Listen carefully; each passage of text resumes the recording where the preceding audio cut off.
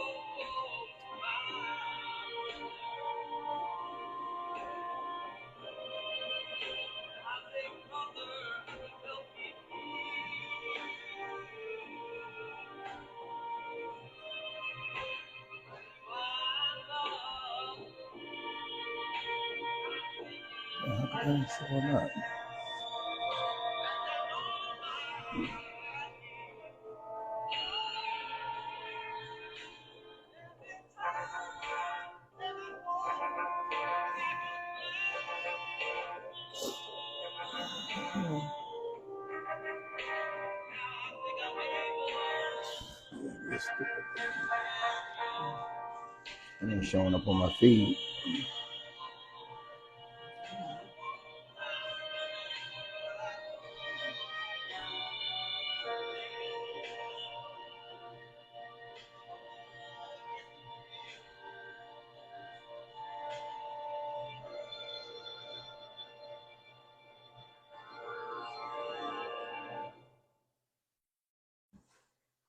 Okay. Welcome to the WUAO show. I am your host, Michael Phelps from the WUAO. As I always state, WUAO is a group of, we talk about community issues within families, which spills out into our communities. We are an educational group. We have other groups that we're partnered with that have more boots on the ground. But we are the informational group that we try to provide as much information as we can. So I'm gonna let everybody introduce themselves. Marion Bailey. Sharice Gregory. Okay. I'm jumping into some hot topics. An Omaha man with dementia, Levi Blake, is still missing, last seen in August of this year. So we just kind of want to keep that in the forefront as we get into this holiday season and whatnot, and keep his family in prayer. Basketball legend Kareem Abdul-Jabbar was hospitalized on Friday night after he fell and shattered his hip while at a concert in LA. According to AP News, the 76-year-old, who is over 7 feet tall, underwent surgery yesterday and is currently recovering. 2 individuals were apprehended following the interception of approximately 120 pounds of fentanyl during a routine traffic stop. The fentanyl was en route to Philadelphia and possessed a legal potency able to cause harm to 27 million individuals. Oh, Mom. Yeah. Leaked amateur gay pornography shows a congressional staffer having sex with an unknown man in the Senate hearing room. Senator Ben Cardin's office has parted ways with the staffer, who conservative news outlets allege was shown in a leaked video having the intercourse in the Senate hearing room. No one has authenticated that video yet, though. So with technology, it may or may not have been him, so we'll see. Pope Francis turns 87 today, closing out a year that saw some big milestones in his efforts to reform the Catholic Church. For starters, Francis presided over the first stage of his legacy-making meetings. This is aimed at putting women as decision makers in the church. And then his second phase is supposed to take effect in October, which kind of brings us to our topic for today. Today's topic: how did being holier than thou kill our relationships, and how could being transparent about past experiences bring the relationships back after judgmental spirit caused so much grief? We just want to invite everyone to jump in on that, especially our viewers. I do want to say one of the first comments on this is a young lady in the Virgin Islands who saw the topic. She is a doctor, so she's on call and has to work, but her comment says, "Ooh-wee, that subject rubs me the wrong way. You know, I deal with that with my family way too much. This is why I only talk to people professionally. I ain't got time to be justifying myself to anyone. F that."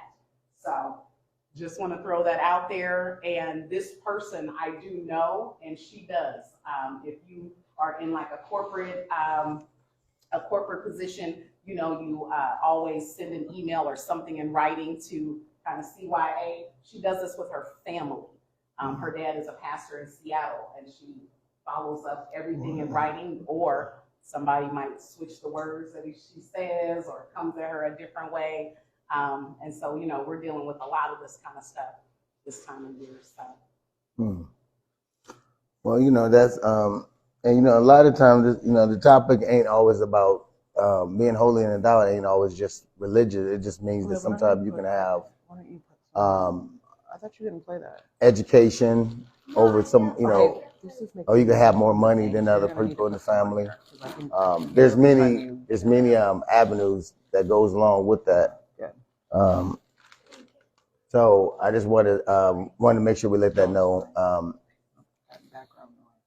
I know that I think the breaking point, I guess, what I always have witnessed was more so like people was every time you're like when you get around a family setting or an environment, and then when you go, "Hey, how you doing?" First thing come out is "on bless," then all of a sudden it gets into the spiel. It's never get to the point where they say, "Hey, how you doing? How's your kids? How is your health? Do you need anything?"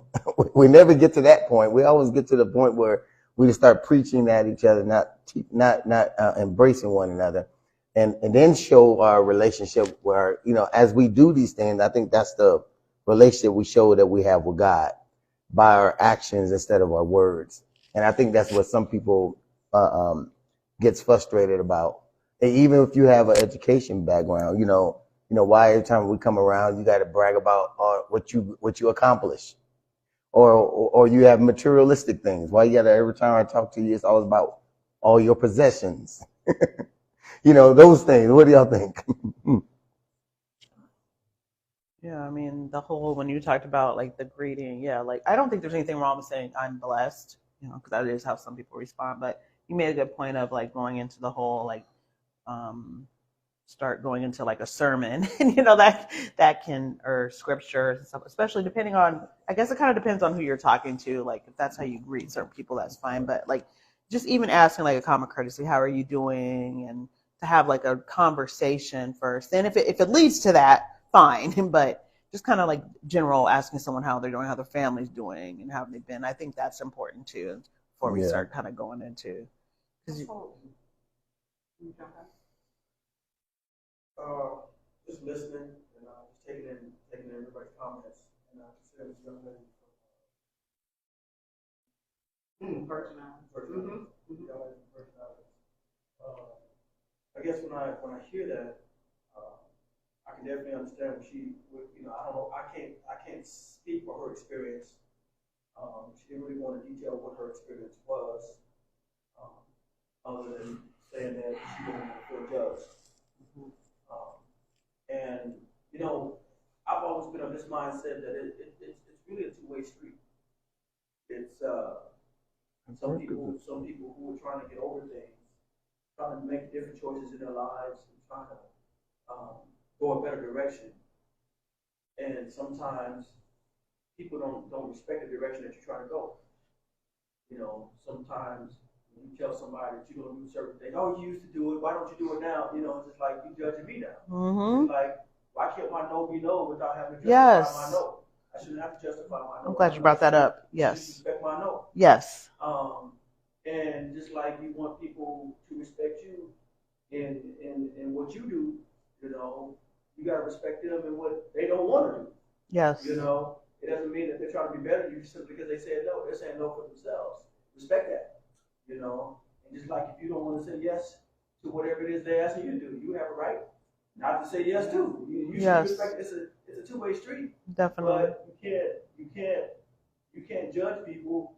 Judgment goes both ways. Mm-hmm. It's not just a religious thing. Right. Really, it's a lack of respect thing. And when we talk about judgment, to me, when I think about judgment, I think of you don't respect my position, or I don't respect your position. Okay, I can let you be who you're gonna be, but I respect who I'm gonna be too. Mm-hmm.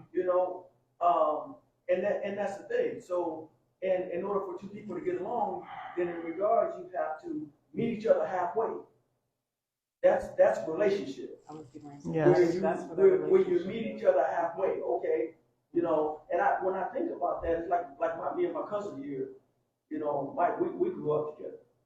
So, and I give him his points when it comes to how he's always respected me, and I respect him. There's certain things that he knows how I do, he knows how I am. There's certain things he's not gonna bring to the table with me, and there's certain things I'm not gonna bring to the table with him. But we good. That's mutual respect. So we've always been able to talk because of that mutual respect. But not everybody understands that. So there's no judgment in us, when it comes to that. Mm-hmm. But so that that was just my little spill. I just wanted to kind of that was good. Yeah, because it has to start with relationship, and that's where that respect falls out of, and that's where it comes in when they said, is how are you a conversation, or does it begin to be a lecture? And when I first looked at that, I'm thinking, as a parent standpoint, can you share it with me? Sometimes it's both. You know what I mean? Like there's times where I want to, how are you? And I'm in the mix. What's up? How are you? Where's your mental at? How's it going? And there's other times where I'm like, get down here. Right. What is up? Like, I don't even want to really, I'm not asking you for an answer. I'm telling you, you are off track. Get back on track. X, Y, Z. You know what I mean? Right. Type of thing. And so it's almost like in certain situations, it is just a lecture. And in other situations, then yes, it should be. And especially when, especially out of love, we should extend just a little bit more. And sometimes we don't have to go as hard on people, because we already know everyone is going through something, even when it looks like they're up and smiling and doing great, is something that we're struggling with, So. And that's 100% correct.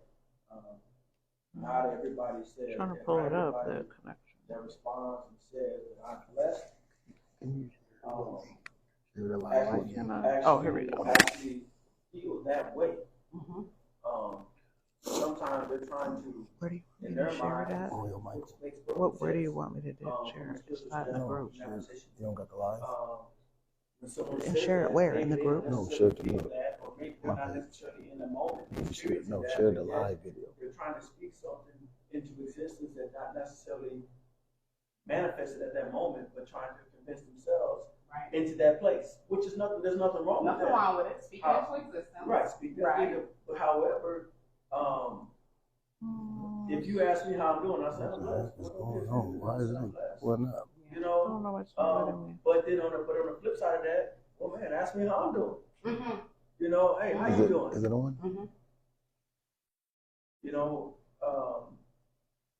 are kids doing all right? Just like Right. you said. All those things. That's important. Again, it's our relationship. Yeah, You absolutely. send it to me. Absolutely. No, we're having some technical difficulties. It's not pulling up on my phone, so I can't. If any comments come through, I ain't gonna be able to read them. So I don't know what's going on.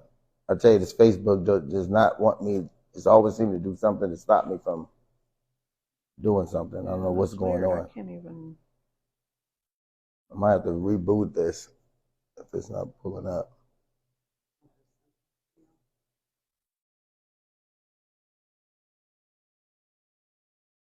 It's not coming through. Why is it not coming through?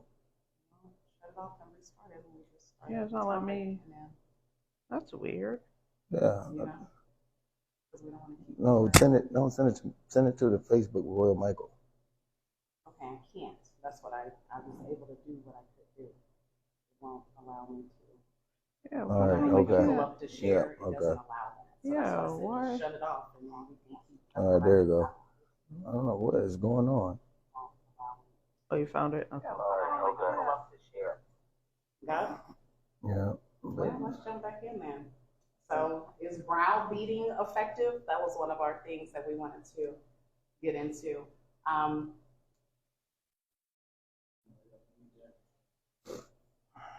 What you think of?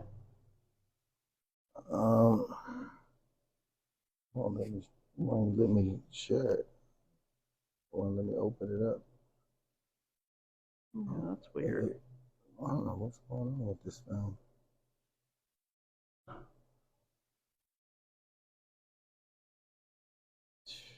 Boy, I tell you. Is brow breaking, what was it again? Browbeating effective. Browbeating, what is that? Well, no, it's not. It's ineffective when if you don't have the relationship. It's only effective if you have a relationship. As we come together and congregate amongst each other, there's many ways that we can relate to one another.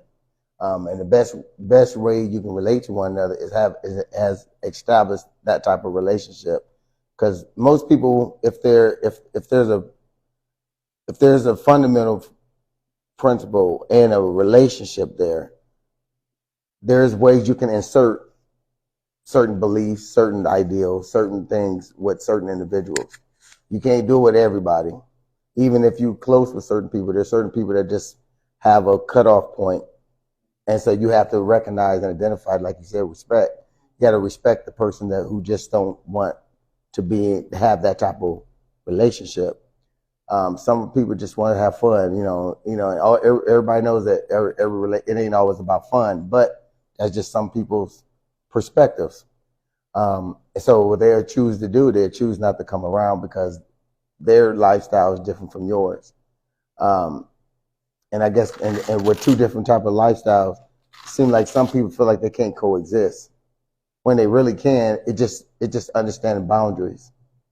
And once we respect boundaries, you can coexist in any environment.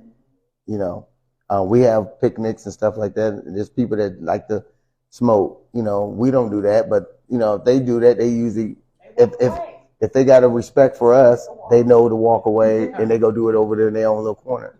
They come back smelling like it. Don't get it wrong. Don't get it twisted. But but I don't judge them for what they do. I just, that's just their personality. That's just their reality.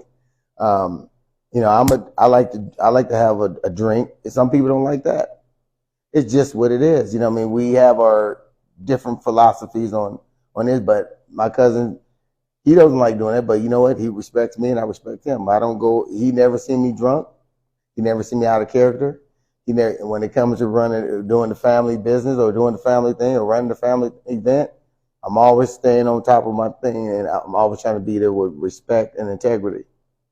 And we demand that respect with the whole family when we have our events, and regardless of what the route that we go or the roads that we take, but we still respect each other's boundaries, and I honor that and I respect that when it comes to us as people. Yeah. I don't really see browbeating of being effective if there is no relationship. If you do not personally know me, then I will feel attacked. And I probably will feel attacked even if I do know you. It really has to depend on the situation. But to, point your finger and look down and, it brings me back to like growing up and everything was going to send you to hell. I don't care what it was. If it was red lipstick, you're going to hell. Yeah. I went to the movies. Oh my God, those watching that picture will send you to hell. Yeah. Everything will send you to hell. And it's like, why are you mad at me for this when I know that you may have had 2 marriages?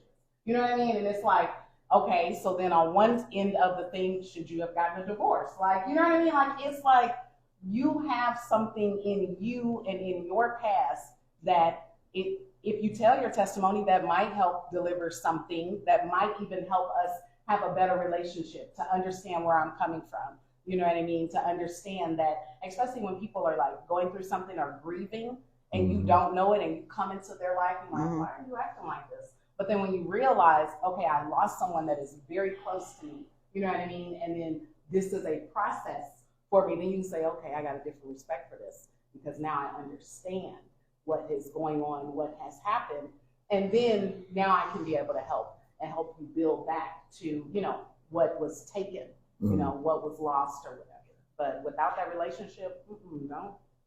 Right. I guess when I think of browbeating, I think it's more based on perception.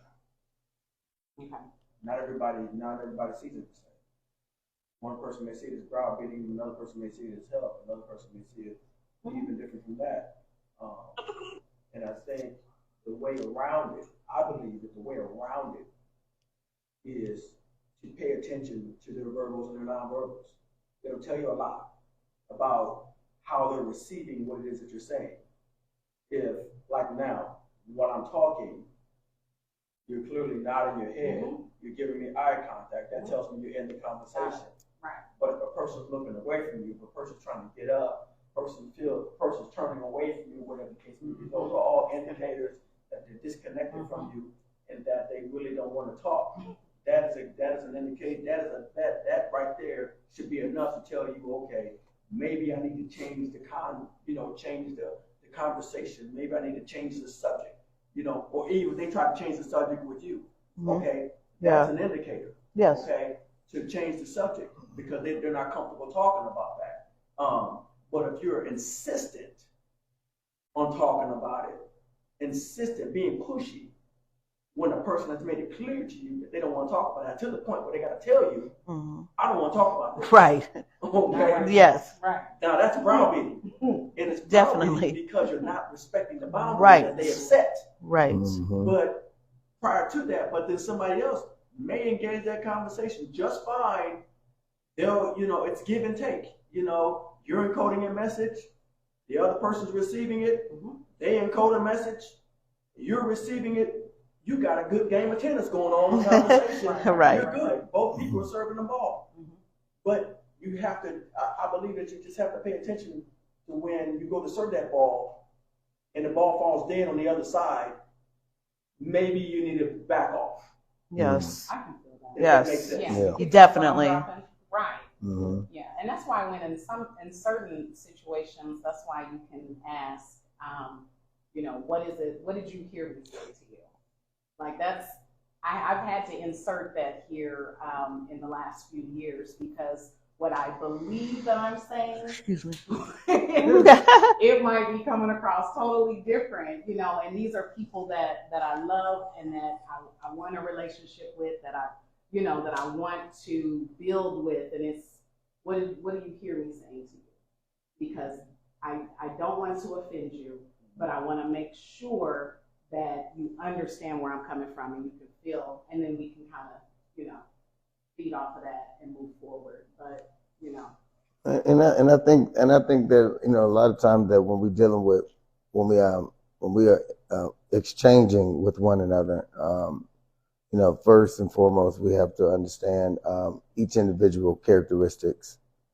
Sometimes we forget major roles when it comes to positions that you play. When you're around people, there's a position you have to play, and everybody can't play the quarterback. Sometimes you got to play a offensive line. Sometimes you got to play defense. Sometimes you have to, and so you got to know what position to play when you're dealing with certain individual. There's taskmasters. Sometimes there's certain tasks you have to do for certain people.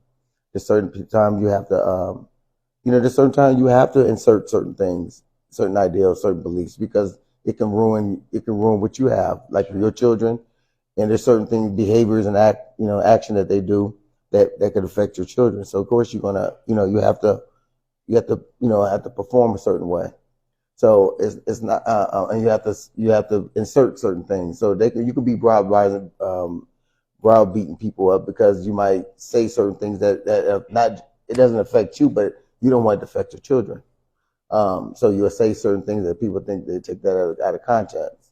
But that is an area you have to have expertise in, because I think that as this moving in the type of new wave that we're dealing with today, they got the saying, say, you cannot judge me, when the world is full of judgment. We judge each other constantly. There's no such thing. We can't judge. It's just how we judge. Mm-hmm. We can't judge you according if we're doing the same thing or doing something just as conniving, and then try to judge you for something that you done that I gave up just yesterday. Mm-hmm. Right. And that's what happens with that's where a lot of word of judgment come in at. Mm-hmm. Because people they stopped doing something yesterday, but they forgot that today, that you just did it not even 28 hours ago or 24 hours ago. And now I'm saying you holier-than-thou. Yeah. You know what I mean? So, it's just those things that we have to kind of understand. I think that when you were talking about it, it made me think about this. That is, sometimes here's an example of how somebody might feel judged. You walk in someone's house and someone says, take off your shoes. Or here's another example. They tell you can't smoke in their house. Mm-hmm. You got a problem with them telling you that you can't smoke in their house. Or take off your shoes. Or to take off your shoes. It's like, wait a minute. You don't get to go to someone else's house and dictate. Right. Mm-hmm. One thing I've always understood is this, and I learned the best in my own mother's house, and that was her house, her rules. That's no matter right. How old I am. Period. That's her right. House, her rules. So when I had to stay with her for a short time, she wanted her doors locked by a certain time. Mm-hmm. Okay, I respected that. Okay, there's no grown man. I'm gonna come in when I want. I'm glad you're going there on this topic. I'm in your house, so therefore, if you want your doors locked at a certain time, your doors will be locked at a certain time. If you don't want dishes in your sink, because that's how you keep your house. Thank you. I'm gonna be a good house guest and make sure I'm not gonna leave any dishes in your sink, because that's what you requested of me. And that's not passing judgment. That's setting a standard. And if you can't respect the standard, there's no different from going to a job. Yeah. Where they say you got to be back from lunch. If you go to lunch at 12, you got to be back by 1. That's the standard. So they're saying if you're not back by 1, and you come back at 101, 102, or whatever, you're late. That. Yes, okay, and you get docked for you don't get to get mad because you say, wait a minute, why are you riding my back? Oh my because gosh. I came back 5 minutes late because you're late. but someone else was Look, late too. Right. You know, that's with the kids. But Yeah. they did it too, No. and no one said anything. I'm so glad you brought that. That was an excellent example because it's a little off topic, but only because you went there. So, but not really, because that was a really good example. So I like the way you did that. So, in a couple groups, they were talking about, some of the moms were talking about, oh, should they give their adult children still living at home rules or curfews? The reason why I'm bringing this up is because I love how you're like, okay, it doesn't matter that I'm a grown man. My mother said she wanted her doors locked and I'm in her home by a certain time. She don't want, women, we are very particular about how we want our house. And some men are very particular about they want their house too. Yeah. So it's like you said, her house, her rules. Like there were women in a mom group going back and forth. And it was kind of funny because it's like, that's kind of irrelevant because it's her home. They're like, oh, well, the child hasn't moved out yet. So I get that. And my daughter's still home. So sometimes we bump heads about what the rule, but it's kind of like, I feel like this generation, I don't know if they don't get that. It's like, yes, you're grown, but you're still finding your way and I'm providing you that route and I don't have a problem doing that. But there are certain house rules that and there's not very many. Right. And there might be ones that get on your nerves. Hello. But this is my house. yeah, it's like, why, like, I love how you had that mindset, even though it might have been a little irritated because you're like, okay, I'm a grown man, but I didn't sense that even when you told the story. You were basically like, hey, this is my mother's house. And I love the way it's like, and I love how you threw in about the job too, because that's why we have a lot of entitled young people. Man. When you go to work, there's rules no matter where you go. When you go to a job, like you said, they tell you got to come back. Guess what? You get your butt back and you make sure you follow those rules so you can get your paycheck. Hello. So why doesn't that come across everywhere in our lives? What? Oh, this is my mama house. I can, like, it's kind of like, okay, I get that. Then guess what? If you don't like the rules and they're getting uncomfortable, you wouldn't even see me because I'm gonna be working so many jobs so I can get up out so I can be in my own house and make my own rules. Right. You see, and even with that regard, it's like, and this is just how I think. If I know I'm dealing with somebody who has an issue with following rules, I don't invite them to my house. Correct. Okay. Now, because I understand that I'm a person that understands rules. Okay. Gotcha. So that means I come to your house. Okay. And I when like that come to though. your house, I respect your rules. But this is what I understand. If you have a rule that I don't like, I can go home. Right.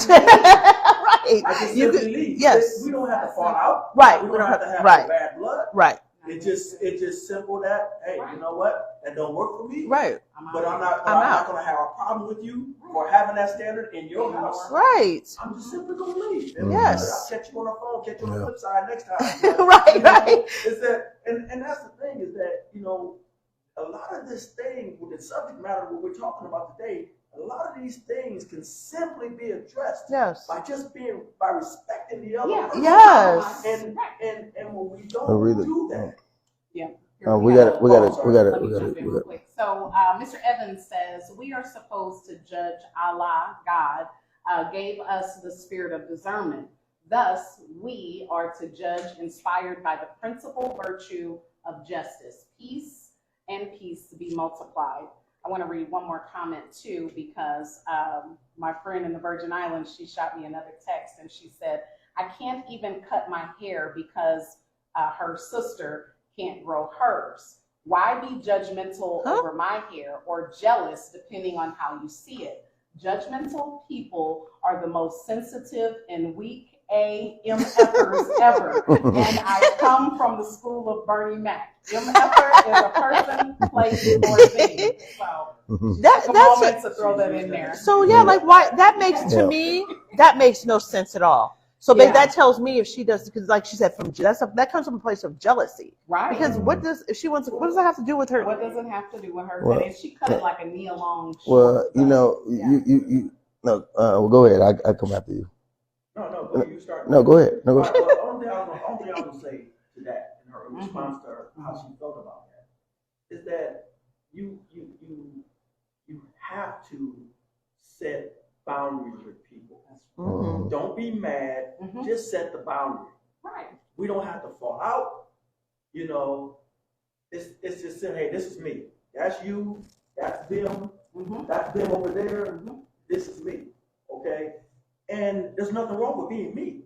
No. And you have to be comfortable being me. Yes. So Right. I'm not going to go back and forth with you about me being me. Right. I'm just gonna Yes. be me, you know, and that's it. It's like either you accept me or you don't accept me. And I'm fine with Yes. that. And I'm okay with that. Period. Yes. You know, Yeah. you don't have to fall And out. I'm not for everyone. Like Right. that's what maturity comes where Definitely. as a child and as a teenager was like, I want to be friends with everybody and Right. everybody and everything. And we are all cool. No, we're not. I'm Right. not for everyone. Right. And everyone is not for me. Right. And I don't go everywhere where you go, and you probably not going everywhere where I'm going. Right. But love is love. But still, you know, it kind of brings us to one of our points too. When is a good time to share core beliefs? Well, I think I think once In a the relation- I think in what, once though? I think once the relationship is established, once there's trust, because a lot of times a lot of these things, a lot of things why we fall apart is because of the lack of trust, and or the lack of or guilt that one might feel, because sometimes people feel guilty by the way they live, or how they live, or what they became as they trying to live. Mm-hmm. Because some people can they can become wealthy. I mean, you know, they can become rich not far as with money, but they can become rich with this ideal that they're better than somebody. Mm-hmm. And so then that richness will pull off on everybody else and feel like it make everybody else feel poor. So in that ideal, you know, people got to understand that, you know, as we deal with one another, remember that what makes you humble is understanding where you came from. And once you know where you came from, you're able to deal with people where they at. Because if I was yesterday, if I was in the gutter eating and eating bad foods, Mm-hmm. eating junk food all the time, Mm-hmm. then today I decided to become holy and I said I'm gonna eat healthy. Mm-hmm. I can't judge you because you pick up a bag of chips and then I was and then look at you like, you know, like you eating that, Yeah. you know, and those are the things that we end up doing, even though we think we helping people, but sometimes you steering them in the wrong direction, because if you want to bring people close, you have to present a certain light and allow it to attract people to it. Because like I said, when I go outside at night, I turn the porch light on.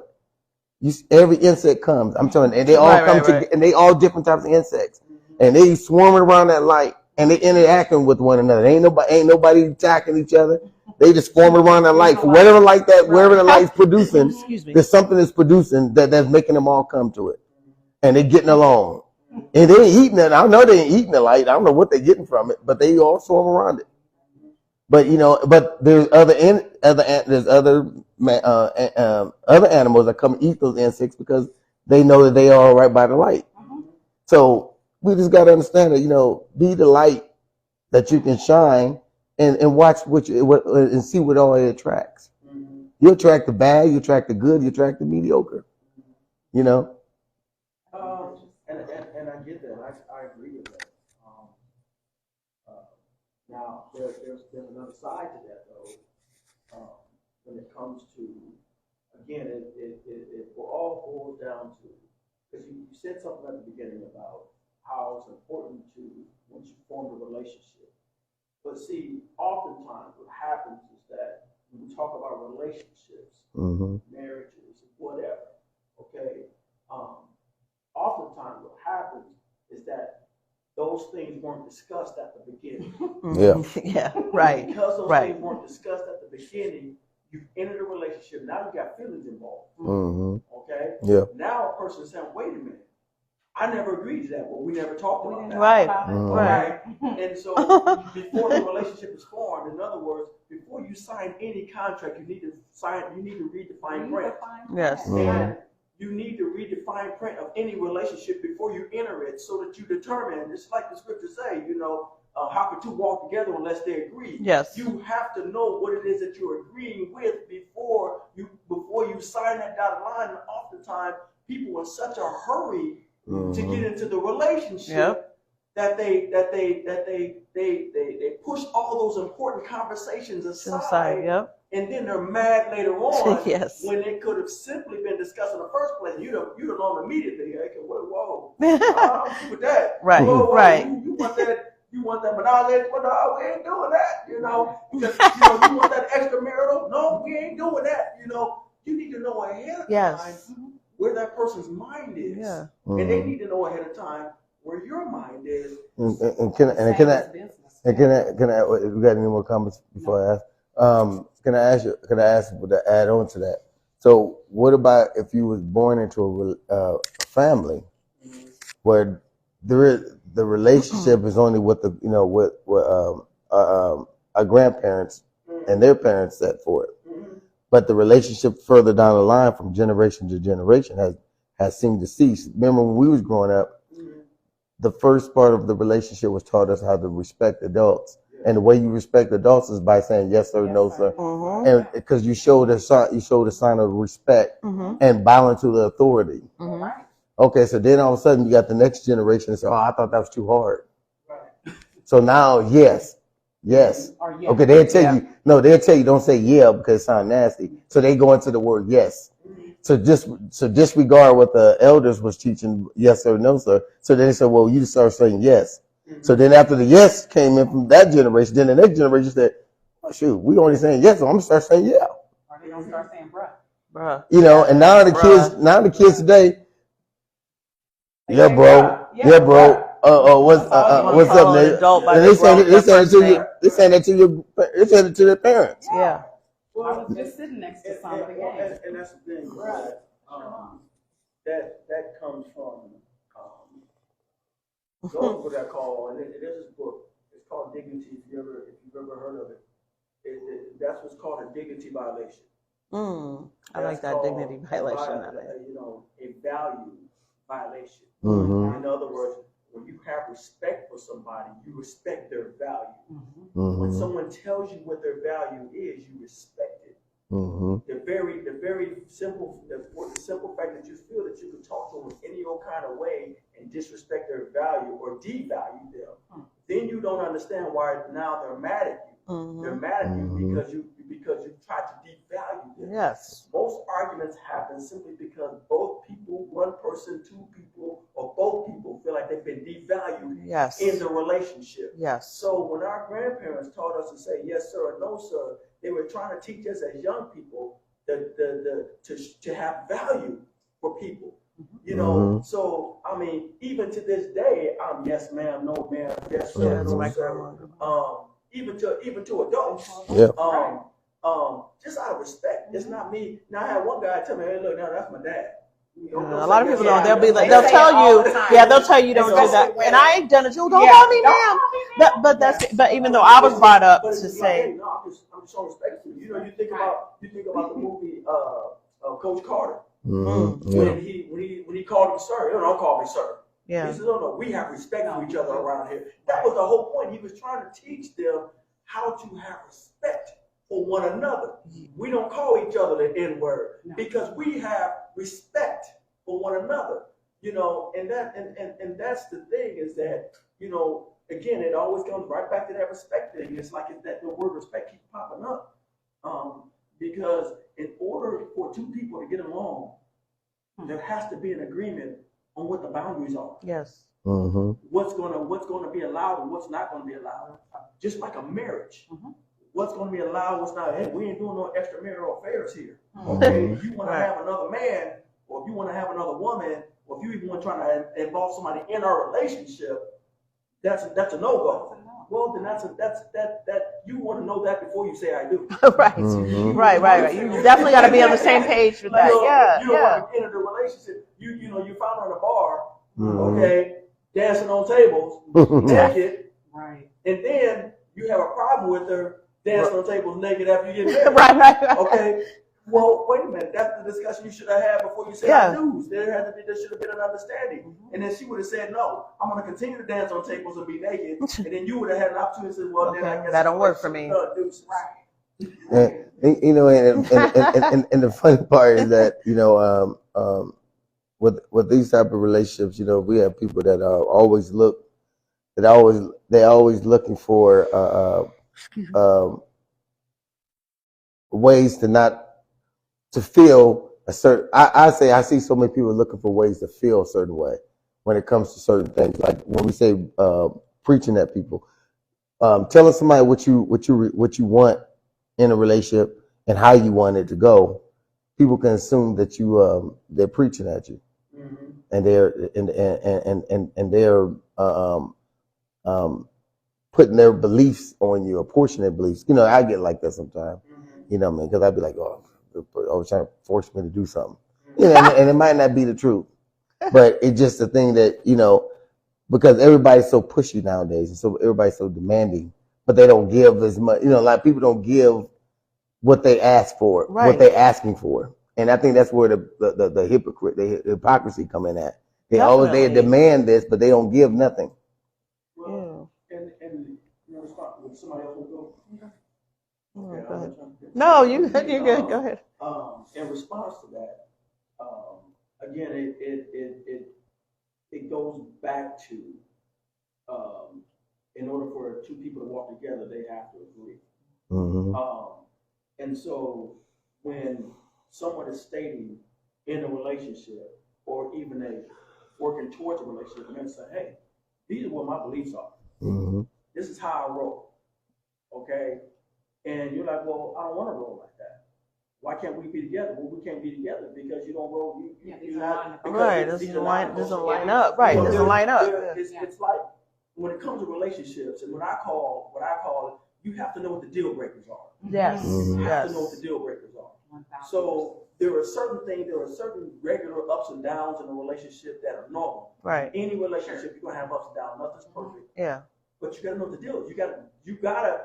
Both of you have to agree with the deal breakers. Yes. Yes. Okay. Once you cheat, it's done. Yeah, that's the deal. Once you lie, it's done. Everybody's idea of a deal breaker is different. Yes. Now me, I'm very much into loyalty. So you lie to me, or look, it's done for me. I'm so done because because I believe this.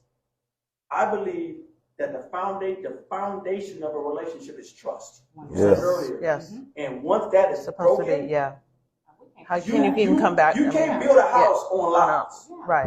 You know, so once I start catching you in lies, then it's broken. It's inevitable because in the back of my mind I'm questioning everything. Right. And then you're not going to trust that person. So it's always gonna be an argument. You said, hey, I'm going here, and I'm like, you ain't going there. You try to go now there. I'm setting you up. Yeah. I suspect. No. Yeah. Exactly. Then here come the arguments. And here come, because now you don't trust, and on the back of your mind, you don't trust that person.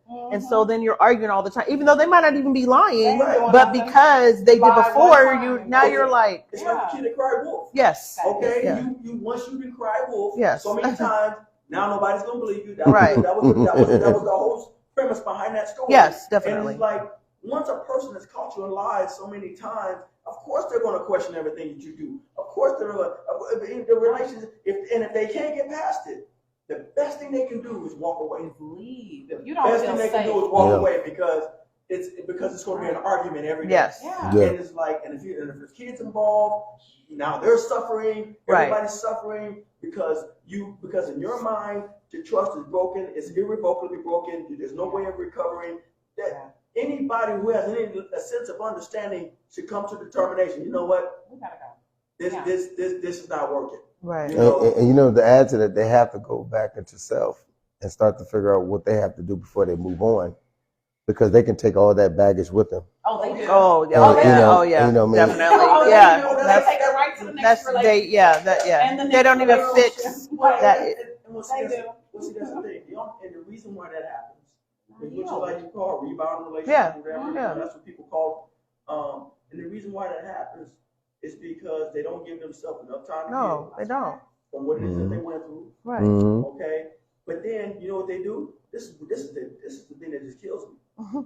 They go out and they find somebody else just like the one they just left. Yeah. Even though they said, I'm done with you. Yeah. They're done with the face. Yeah. Okay. But they're not done with the personality. Right. So because they're attracted to that personality. Right. So they go and they say, "Ooh, the grass is greener on the other side." Right. I'm about to go. Ooh. Grandpa said, I'm gonna go over there. I'm gonna go grab me another one that's worse than what I just left. Right. That's usually how it goes. Right. You see what I'm Let's be saying? real. Yeah. Because, Unfortunately. and that's because they have no understanding of self. Right. Yeah. Because if they were honest and understanding of self, then they would recognize they would recognize the same thing in that other person. They would realize, Red flag.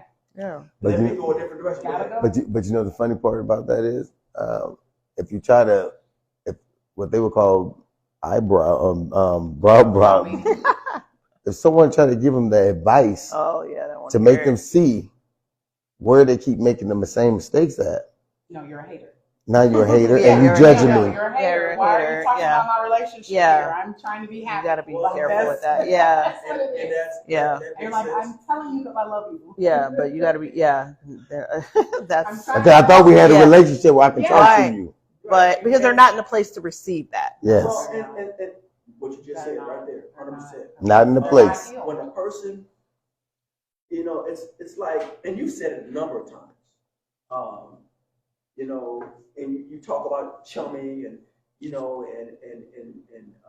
gotta use different kind of chumming to catch certain people. You gotta use some kind of bait. You can't use the same bait every time to catch a certain fish. You gotta use different bait to catch different fish. And sometimes you gotta take a different approach. I mean, I was watching something on YouTube the other day that blew my mind.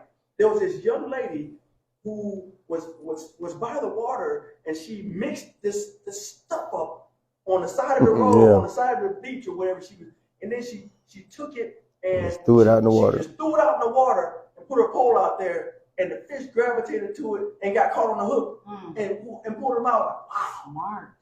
Instead of putting bait on the hook, she just threw it out in the water, and all the fish came gravitating. And I thought, you know what? They probably can't see what's what. So because they're too busy eating, one eventually gets caught on the hook, and I bet you that's what happened. And boom, that's the one that got caught.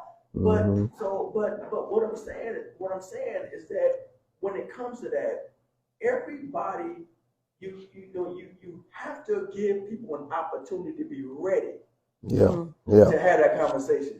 That's where browbeating comes in. Browbeating comes in where you can clearly tell the person's not ready. Right. But you have to force them to have it. You got that mallet, bang, bing, bing, bing. That will You gonna never get listen. you anywhere. And it's not gonna get you. Yeah. All it's gonna do is It's upsetting. It's gonna irritate the person, and the person's gonna rebel. And we have to know when not to do that. Yeah. Really have to. You have to know, even though it might be killing us, we have to kind of know. And and some of those relationships are not universal. They're not universal relationships. Some relationships are just one-sided. So one person always want to receive and ain't want to give. They don't want to get. They don't want to get what they trying to give. So what happens is there's always roadblocks.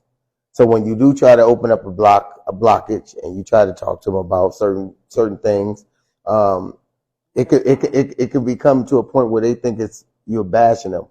I could sit down and talk to I work in an establishment where there's elders, and and I used to do a lot of things with them, because it hurts me when I see elders getting mistreated by their children, or not even get no visitation from their children, but they can come when it's payday.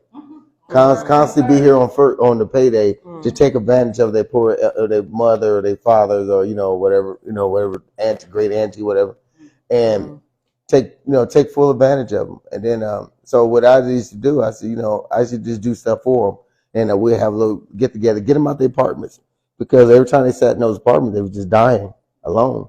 And I said, at least if I get them out and they're able to get around them and start interacting with one another, then it puts life into them. Give them a little extra month or extra year, and but in the process, it takes a lot of will, and it takes a lot of prayer, because a lot of those people, the reason why some of them are in those dark places like that, I can see why the kids push away, because there's a lot of judgmental spirits. There's a lot of I'm talking about, and a lot of them a lot of them go to church every Sunday, but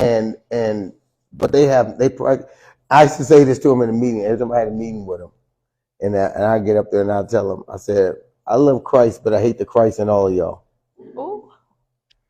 And the reason why I should say that is because I never met so many people that will backbite each other, bicker, complain, blasphemy, gossip,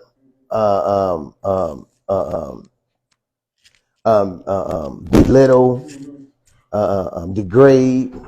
And I'm like, and I asked I used to always tell them, I said, I said, y'all in a small little community, which y'all call an elderly home, and y'all don't even know how to interact with one another in the face of Christ, but y'all confessing with your tongue, but your works and your deeds are totally from Him. I said, when are y'all going to sit back and think about your greatest attribute in this building is the understanding love and compassion for one another. If you don't like this person, that can be known, but it's always got to be a sign of respect, like we was talking about, respect. Respect them when they come around. Don't clench up and tense up when they come around. And I'm about to go because I want to be around her. I'm like, why? Y'all both on medication. She might didn't take her medication that day, and she's on a lot of medication, so she's chemically unbalanced. So you charging her because she's chemically unbalanced that day. Now today she's friendly. You showing she's fake. No, I was just going to ask this. Why do those who only know the word get mad when someone says, I don't need a sermon? Why do you think that happens? It's timing. Well, Timing. It's timing.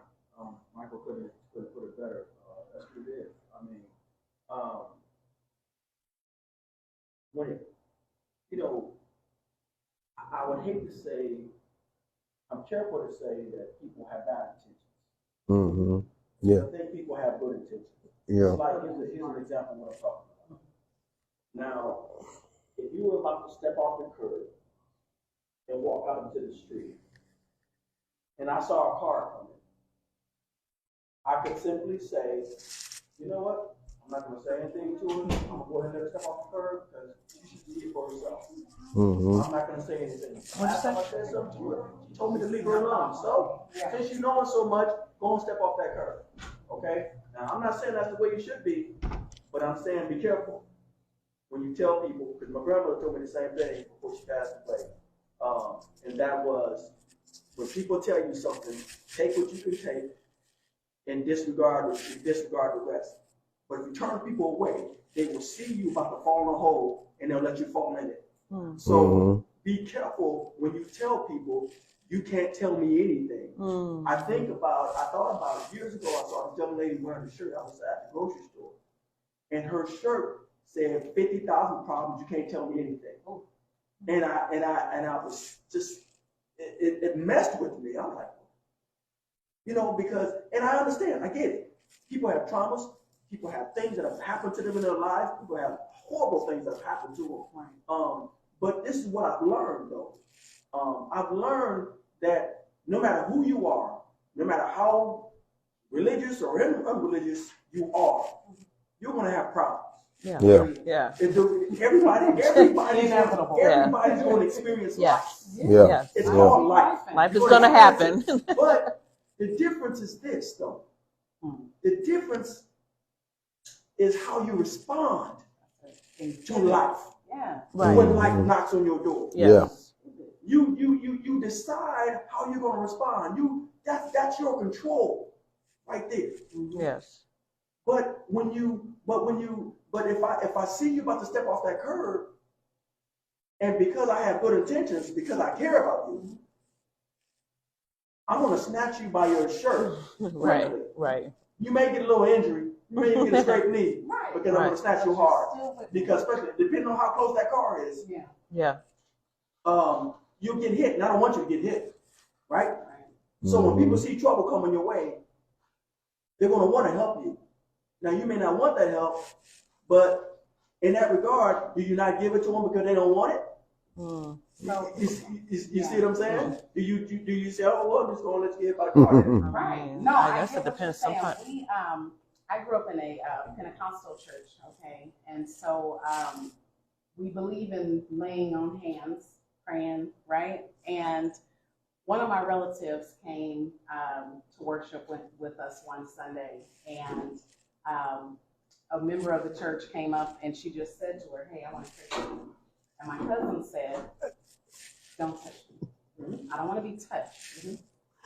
And and the lady walked away. She was just like, "I don't want to be touched." And so it did something to my mom. Like my mom was like, "You don't know, that could have been your blessing. Like we don't know what is coming. You know, we don't know what's ahead."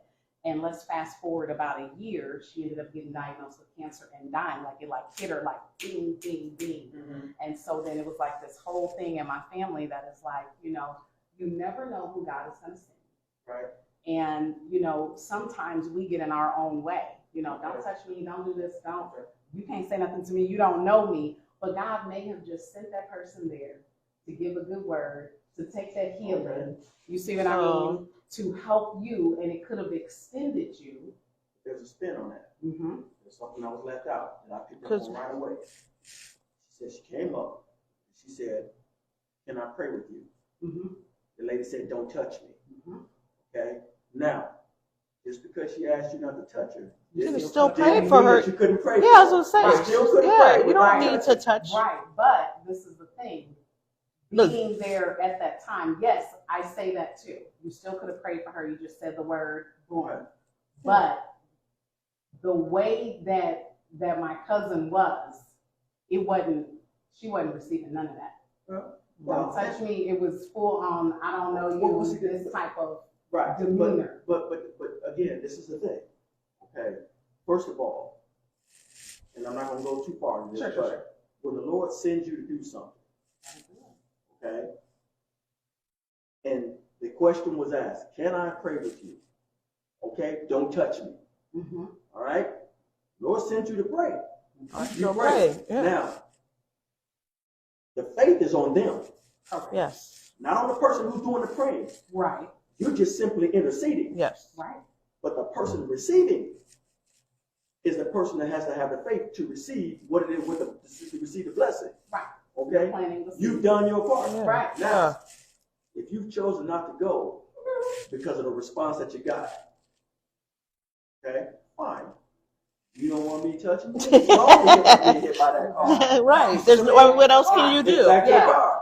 It's back on them. You see what I'm saying? It's back on that person because it's on them. Yes. You see what I'm saying? So it's just like the love that we're talking about here is you still could have prayed. There's nothing that stopped you because they didn't say, "Don't touch me and don't pray for me." Yeah. They said, "Just don't touch me." So you can still pray without touching. But I got a word. But that's it. Right. So that could have extended her life. It could have. But you remember, Val, when we was growing up, when the time started to change, and which all y'all probably remember, this is all of our time span. There was a time where the neighborhood, the community, this is the one Elijah said he doesn't agree on. But I remember when I was growing up in the 80s, there was no way that you can walk down the street and do something devious and without somebody's parents chastising you. Oh yeah. Okay, then we got into the late 90s to the early 2000s. Then it got to the point where younger mothers started springing up children. Well, they started getting younger and having children. So then they didn't like being chastised. This is where the holier-than-thou or the you can't tell me nothing. This is where that mentality came in. It's like the late 90s to the early 2000s. And then we got to the point where you can't say nothing to my children. Right.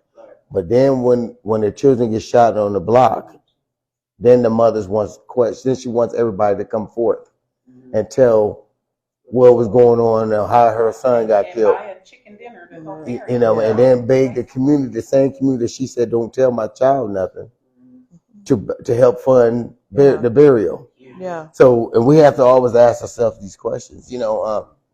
Why did we get to that point? Was it a lot of it? Was it some of the Bible thumping? Was it some of the I'm rich, and I don't want to live around y'all poor people, or I'm better than you because I have more things than you. When did all these? Because that's where all the mentality came from. It ain't just the religious factor. It's all them different factors. I don't really understand where it went to where we can't say, because I grew up the same thing. My parents better not find out another adult had to tell me, because I'm going to get checked by them and I'm going to get checked so I don't understand where that whole you can't talk to my child. I'd be so confused about that. That came when they start having babies younger. Okay, but and so the younger mothers didn't like the fact that they was being disciplined. They thought discipline was harsh. They didn't like the reality of it. They didn't like the comfort of it.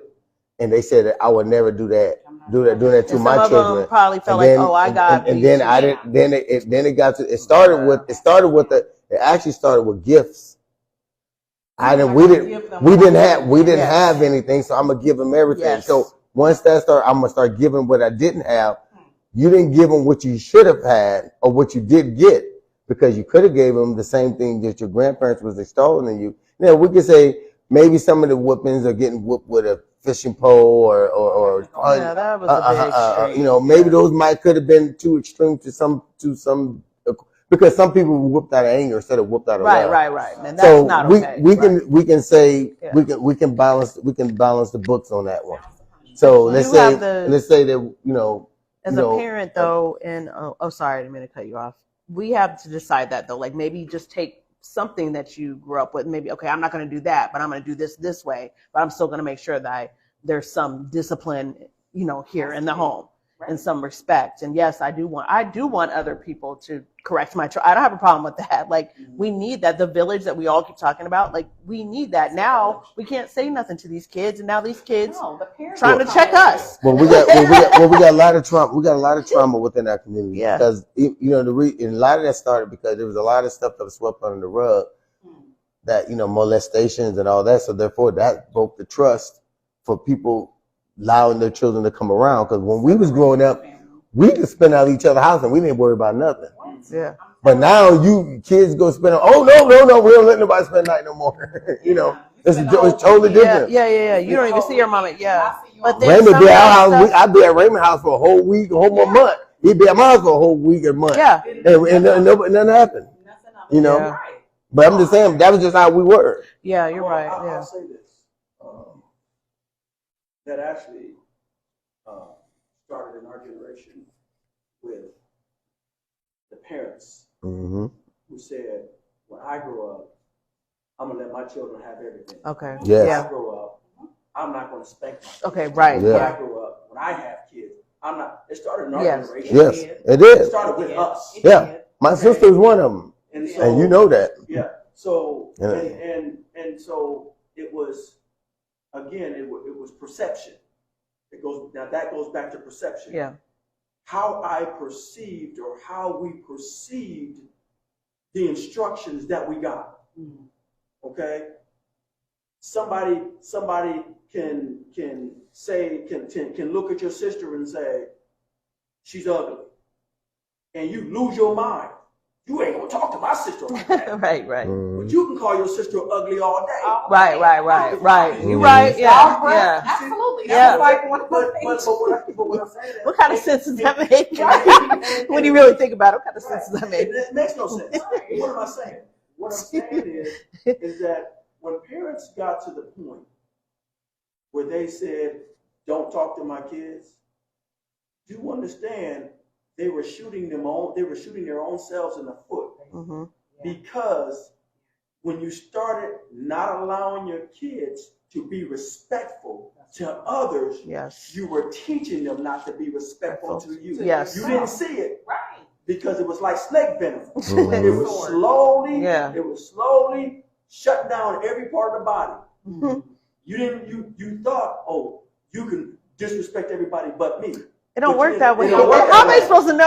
Like, because kids don't have discretion. No, they don't. They don't have discretion. They're like, hey, you let me call such and such neighbor a bit. Why can't I? Now I'm mad at you. You bitch. And that was the thing that when they didn't want their kids to fear them, because remember when we grew up, it wasn't that we feared just the punishment. We feared letting our parents down. Yeah, So there was a sense so that of made fear, us. like, So when we went out and about, we were like, what? I had to weigh the consequences. If I get pulled up by the police, I'm gonna go to jail. But what's the worst case scenario? I have to deal with my grandpa. I got to deal with my mom. I got to deal with my dad. You know what I mean? That was the thing that you always weighed in the back of your I head. had that. Oh God, But we didn't have. now, See, kids today, don't have they ain't that. got nothing to weigh in their head. They ain't got nothing to weigh the pros or the cons. Well, some maybe don't. I feel like some probably. You can't say all. Yeah. But I would say this is that again, that will depend. That depends on how they were raised. Yeah, that's true. Okay. Mm-hmm. We slightly touched on epigenetics last week, where those things are passed down.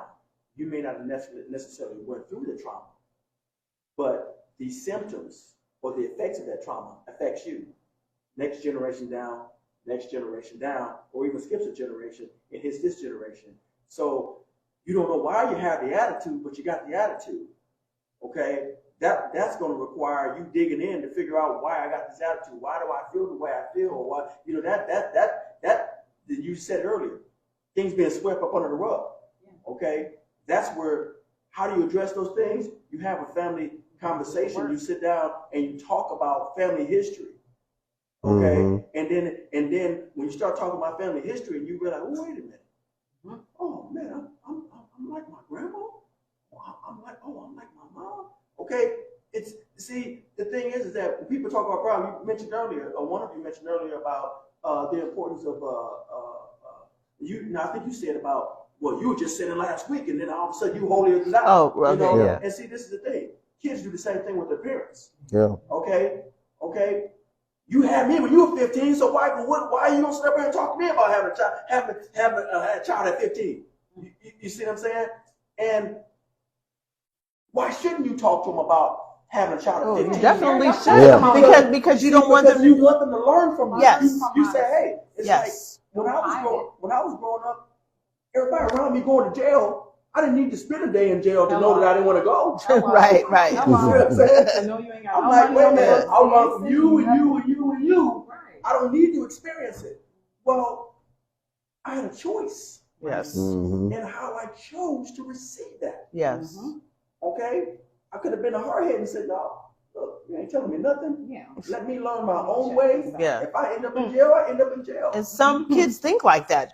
They think like that. Well, you know what, and that happened. And you know what, and look at this. I'm talking about me and my cousin. You know, I'm older than him, and there was, my mom had 5 kids, so it was hard to pass down wisdom because she had to work a lot to provide.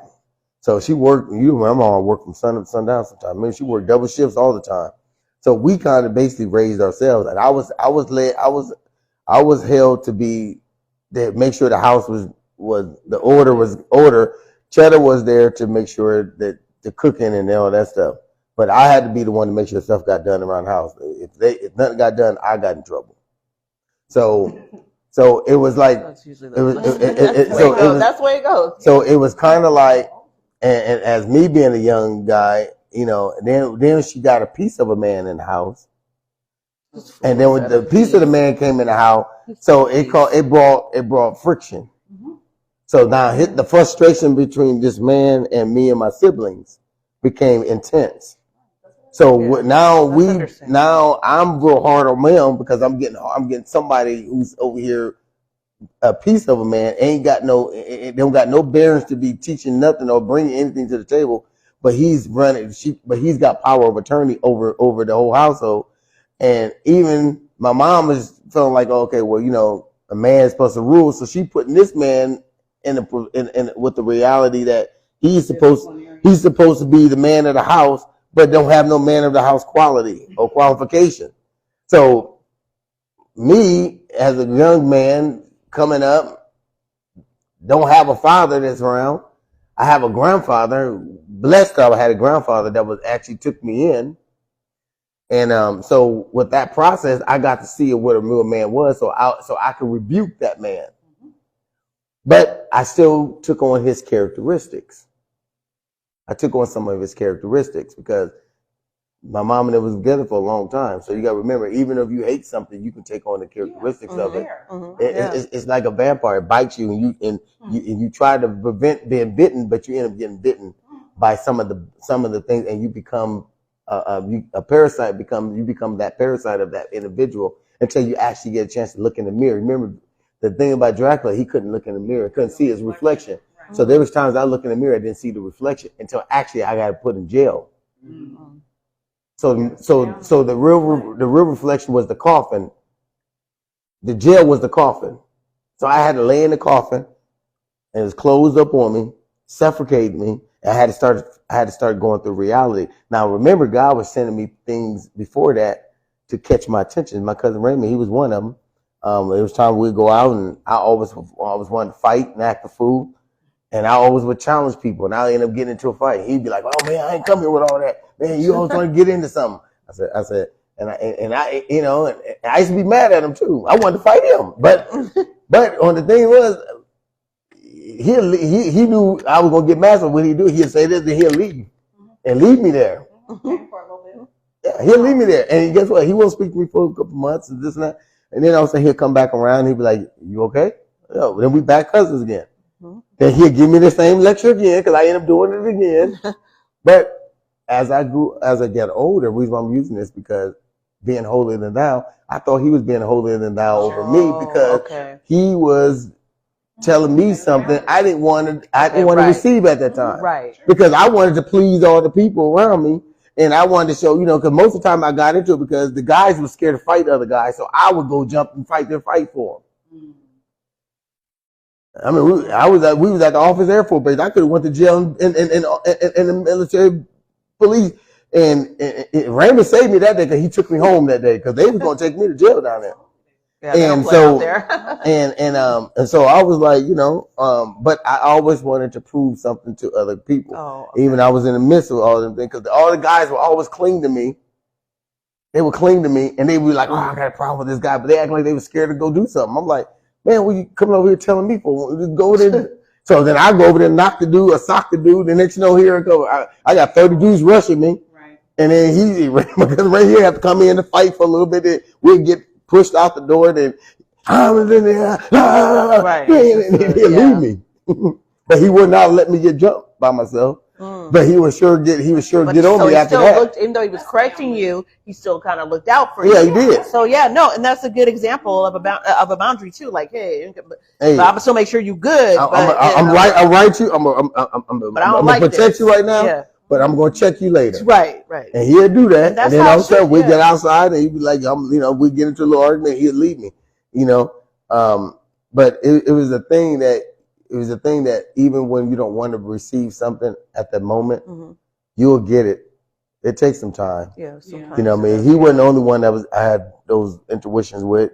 When my friend Daryl got killed, I seen signs way before that. You know what I mean? But sometimes those things will pop up in your life, and you don't have the vision to see the future. You want to see what's going on right now. And sometimes this holier than thou thing, it could be a blessing and it could be a curse.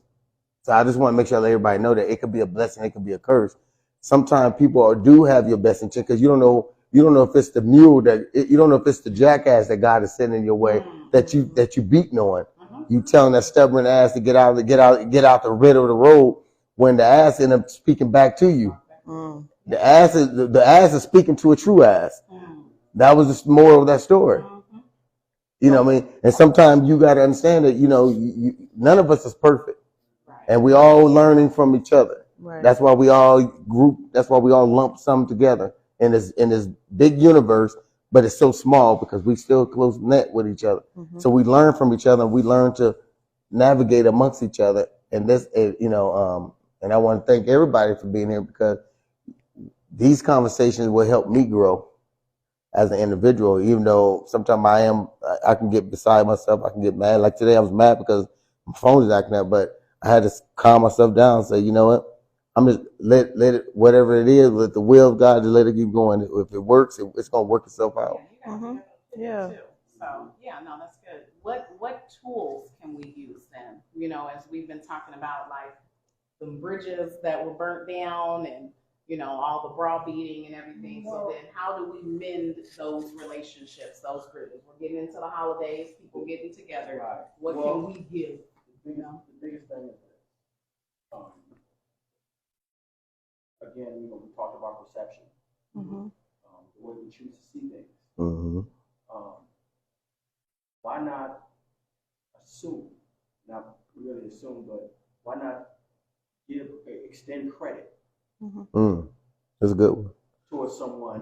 Explain that, extending credit. Words, not assume that they have bad intentions. Okay, like giving them grace. Give them the benefit of the doubt.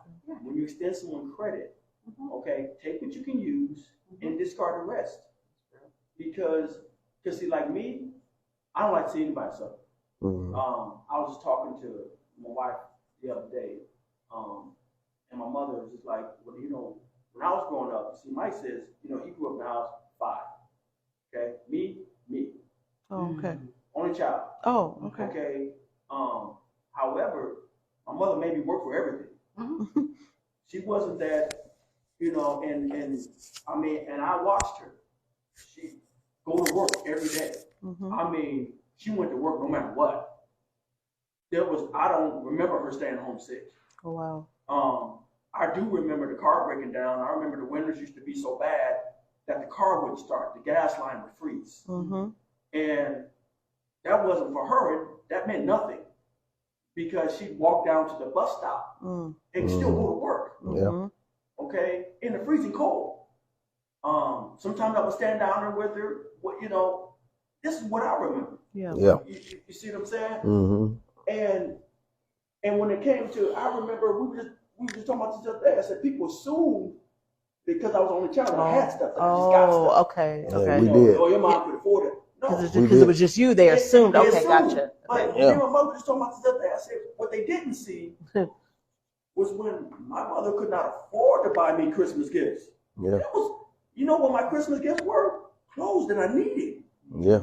That's what my gift was. And it was like, and we were just talking about this other day. I said, and I was like, and she said, you never got mad at me about it. I said, no, I didn't.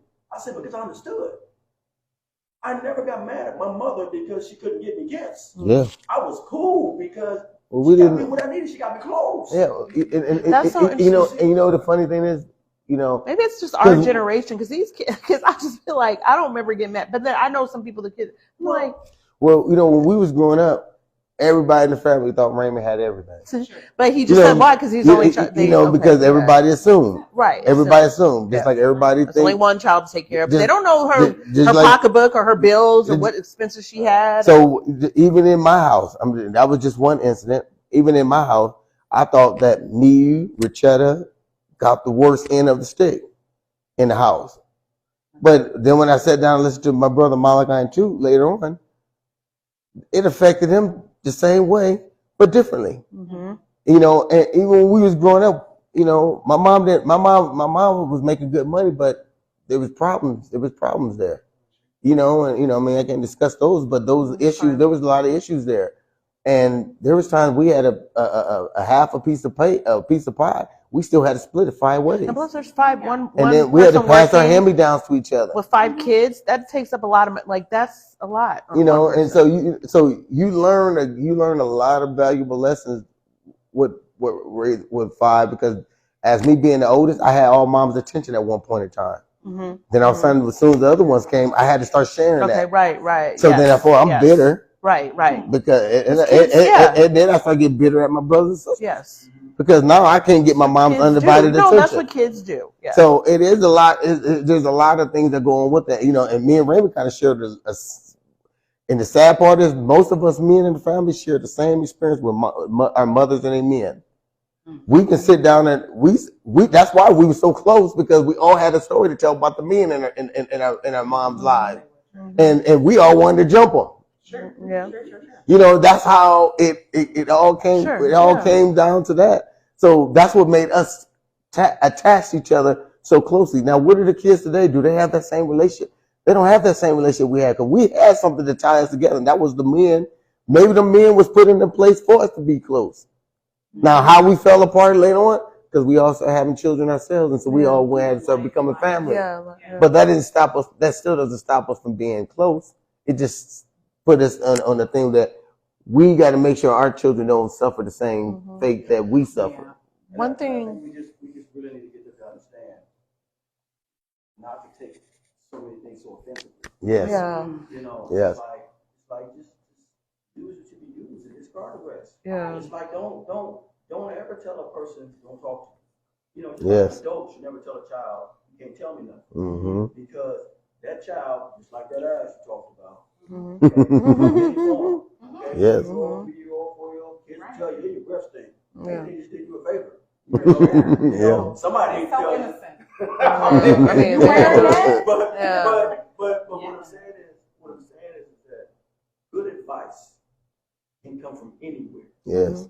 So what you call browbeating, somebody else might call help. Yes. Yes. So I'm just saying, you know, take a step back and really consider. There's nothing wrong, just like this collaboration we got going on right now, and all these perspectives we got going on right now, and how we're all taking turns talking right now. You know, consider that when someone comes to you and tells you something. It's just a perspective. Yeah. Okay? And then someone else might have a different perspective, and someone else may have a different perspective, because sometimes we don't see what we don't see because of who we are. Yeah. Right. But sometimes it takes somebody else to see something that you don't see. Mm-hmm. And that is the greatest help. Yeah. You know, but if you shut them off and say, man, oh man, here comes so-and-so. Yeah.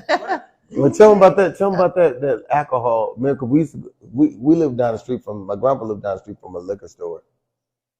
Tell them about that. It was 100. It was real hot outside, and that drunk bum gave us that advice that one time when we was out there doing some stupid stuff, busting glass in the middle of the street. Remind me, that's a long time ago. You remember we was going around. Remember they used to always leave all them bottles up there by West. So we were just going around, just grabbing bottles, Just bad. just busting them, Just bad. just busting I them in hate when I see glass all in the street. just busting glass.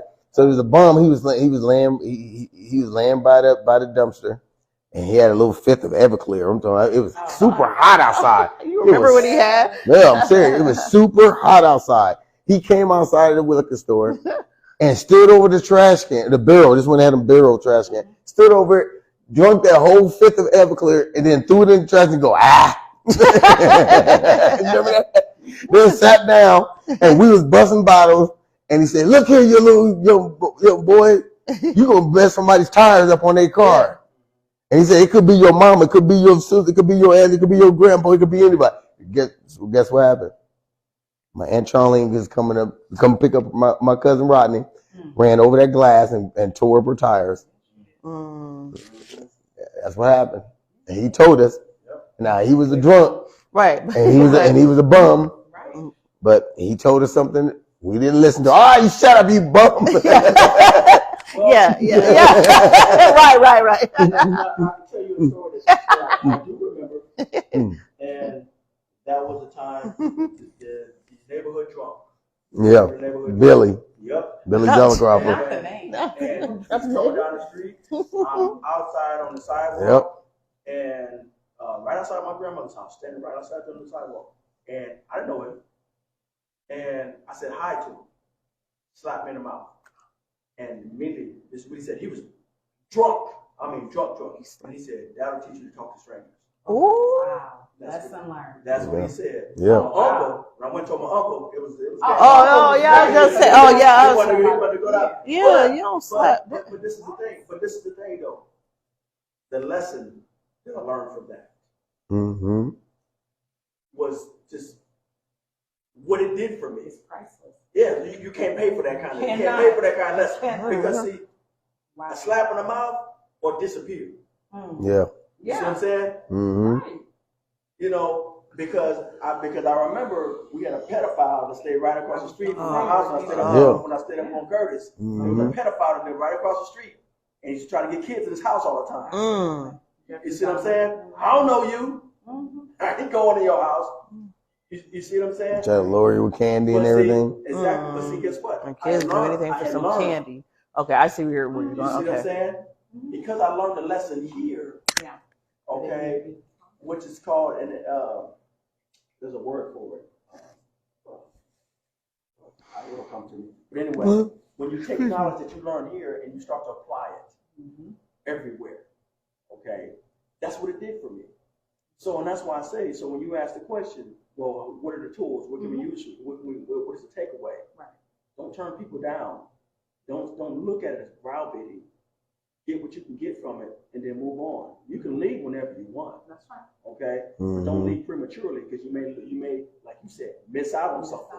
Right. Because that's what happened to the other young lady which you were talking about with your cousin. You said she missed out because of her response. So you say she missed the blessing because how the person received it. Right. Okay. I asked to pray with you. You said don't touch me. Now you're getting nothing. Now you're getting nothing. And neither did you. And neither did you. Yeah. So guess what? Both of you lost out. That's right. And guess what? And to add to that, even those who are out here who don't understand, you can turn people off. Don't turn people off from God. Because a lot of times, most of the time, when people are upset with people, they get upset with God because they feel like they're using God as a tool to beat other people down or to take something from somebody. Right. I call it pedophilia because the reason why I use the word pedophilia is because you can rape people from a belief or a reality check. There's things that people need to be checked on. You know, some of those commandments will check the behaviors of us and where we can live amongst each other in peace and harmony and happiness.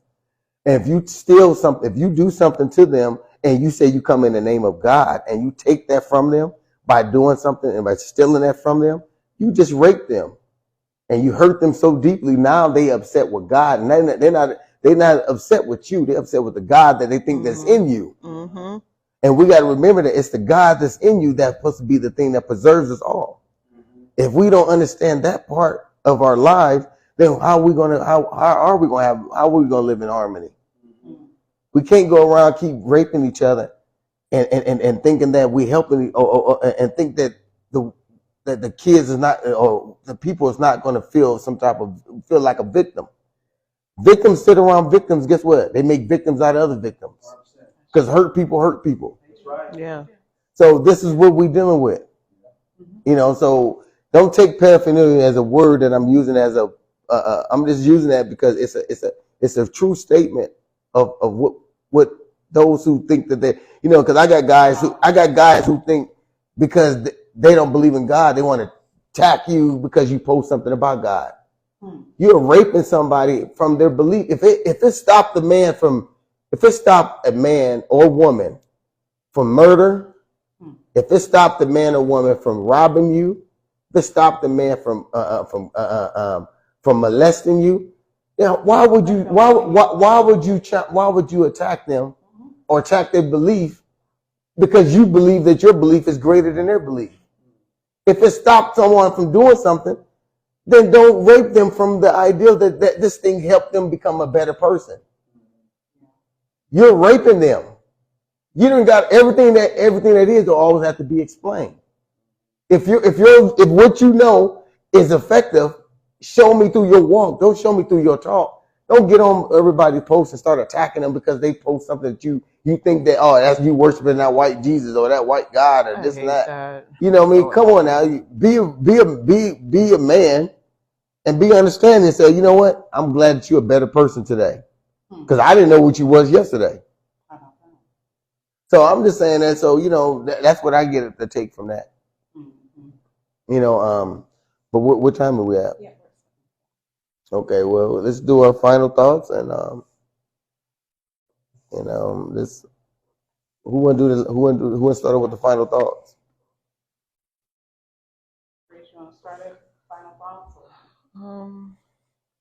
Final thoughts, I guess, just like know, like when you are trying to like share with someone or someone you care about, just know when, just have discernment and if they're going to receive it or not. And sometimes we don't have to be so overly pushy. You can just kind of keep it short and sweet and just show them, like he said, give them credit or give people credit. And I think we need to give people more grace too. And that's including myself. Because sometimes if we have run-ins with people, we automatically think that they're going to come at us when maybe that wasn't their intention at all. Mm-hmm. So thank you for saying that, because that kind of checked me a little bit. So just kind of give a little bit of that grace or credit to people, and still share what you feel like you need to share, but also know when to kind of back off and respect people's boundaries and the space that they're in, because you could still pray for them, or whatever. So it's real.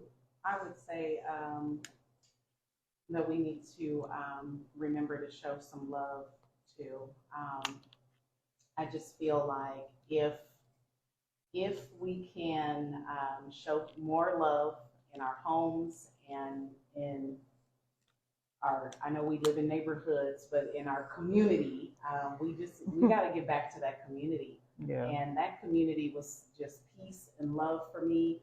I mean, I can just remember, a lot of fights were stopped in the community because you could talk to other people's kids and they listen. Yo, what are y'all doing? There's too many of y'all over there. Move. Yeah. So we, yeah. No. for real. Little Things like that. Like I wish we could get back to that. And I know that it'll take time. And hopefully, it's something that I can see in my lifetime. Just that love and that community coming back. I'm hoping that my children will be able to witness it as well. But I think that as we build that, that's what, hopefully that's our goal, that we can get back to that. Mm-hmm. I guess the only thing I would add, this is something we talk about today, but it's still applicable. There's another book I read, I can't remember the name of it right now, but it talks about the difference between confronting and carefronting. And you can confront people about issues and it will turn into an argument. You're going to battle each other. But you carefront, meaning that you approach a person with a relationship in mind, meaning that you're careful how you approach them and the words that you choose to use, because you relish the relationship and you want a relationship with them. As we get ready to have time with our families, let's just remember how we approach people, and let's not confront, but let's carefront with the relationship in mind, so that those interactions can be more positive. Yeah, that's good. Yeah, that was very I just want to say, just remember everybody carries a toolbox with them. Just make sure that now that we're coming together as family, just during these times, make sure you make sure you got the right tool belt on, and pull out the right tool. Because you pull out the wrong tool, you can do more damage than you're gonna do good. We in the building the house, not destroying it. And some people might need some remodeling, might need some repairing, but that is the determination of those who are willing to do the work. Because everybody ain't willing to do the work, but they can tell you what's going on with the problem. right. It's always easy to go around and tell somebody what's wrong with them and how many cracks they got in them, how many pipes are busted, the water heater ain't working, the roof is bad. But then you look at them, the windows is all busted out. But they can sure tell somebody else about them. So let us make sure that this in this season, let us understand that the holidays are not what we celebrate. Let's don't celebrate the holiday. Let's celebrate family coming together and unifying under one front, which is love, which is it's going to take me, and mine to come together to unite with a collective of individuals so we can become we, us, and ours. That's all I have to say. Love, life, loyalty. Peace. A rich man's world